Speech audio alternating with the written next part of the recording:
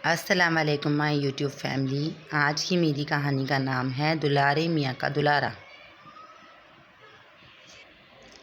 मंगल का दिन आया और दुलारे मियाँ अपनी गधा गाड़ी पर सवार आ पहुँचे। दुलारे मियाँ आसिया और अदनान के धोबी का नाम है। दुलारे तो वो बस नाम के हैं, असल में तो पूरा मोहल्ला उनसे नाराज़ रहता है। कभी किसी की चादर भूल आए तो कभी कोई कमीज़ फाड़ दी, कभी किसी दुपट्टे का रंग उड़ा दिया तो कभी जंपर के बटन तोड़ दिए। और तो और एक दिन तो रशीदन बुआ के नीले गरारे को सफ़ेद कर लाए। अब रशीदन बुआ थी कि मानने को तैयार ही नहीं कि उनका गरारा है। गर्ज कपड़े लाकर रखे नहीं कि सबकी शिकायतें शुरू हो गईं। अम्मी कपड़े गिन रही होती तो बाहर से शोर उठता, अरे देखो आसिया और अदनान दुलारे मियाँ के दुलारे पर सवारी कर रहे हैं। महल्ले वाले सब दुलारे मियाँ के गधे को दुलारे मियाँ का दुलारा कहते थे। वैसे खुद दुलारे मियाँ ने उसका नाम मोती रखा था। अब दुलारे मियाँ कपड़े छोड़ छाड़ बाहर भागे, आसिया और अदनान को खा जाने वाली नज़रों से घूरते हुए अपने गधे गाड़ी वापस छीनते, मगर वो लोग कहाँ मानने वाले थे। इतनी देर में एक नई शरारत सोच लेते। कभी मोती के घुंघरू बांध देते तो कभी झूठ मूठ का ताज पहना देते। एक दिन तो अदनान ने उसे काला चश्मा पहना दिया और टाई भी बांध दी। दुलारे मियाँ गुस्सा करते रहते और बच्चे शरारतें। एक रोज़ हल्की हल्की बारिश हो रही थी, स्कूलों की छुट्टियां थीं।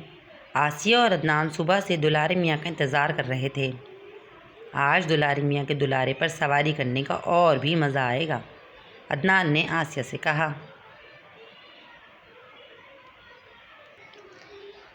अचानक ढैंचू ढैंचू की आवाज़ आई। दुलारे मियाँ कपड़ों की ढेरी गाड़ी पर रखे मोती को हाँकते चले आ रहे थे। आसिया और अदनान के चेहरों पर खुशी की लहर दौड़ गई। दुलारे मियाँ फ़ौरन उनकी नीयत भांप गए। देखो भाई, आज मोती की सवारी मत करना, बादल हैं और अंधेरा छा रहा है, मुझे भी जाने की जल्दी है। आसिया और अदनान मासूम बने सर झुकाए खड़े थे। रशीदन बुआ जो वहीं क्यारियों से पुदीना तोड़ रही थी, बीच में बोल पड़ी, हाँ हाँ दुलारे मियाँ, तुम सही कह रहे हो, ये बच्चे तो तमाशा करने का कोई मौका नहीं छोड़ते। भला ये भी कोई वक्त है गधा गाड़ी की सवारी का। अदनान चिढ़ गया। रशीदन बुआ तो दुलारे मियाँ का ऐसे साथ दे रही हैं जैसे उनका गरारा तो कभी नीले से सफ़ेद हुआ ही नहीं था। अंदर अम्मी धुले कपड़े गिन रही थीं। आज कपड़े पूरे आए थे।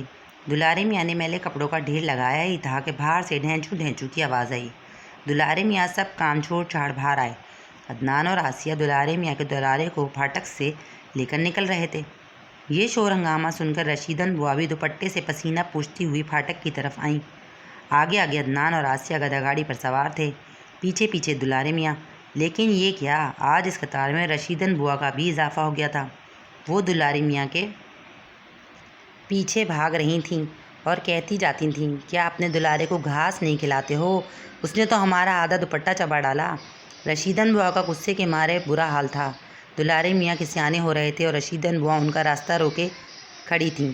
आसिया और अदनान ने जो मौका पाया तो गाड़ी लेकर ये जा वो जा। तो बच्चों, कैसी लगी आपको मेरी कहानी? अगर अच्छी लगी तो प्लीज़ मेरे चैनल को लाइक और सब्सक्राइब ज़रूर कर दें।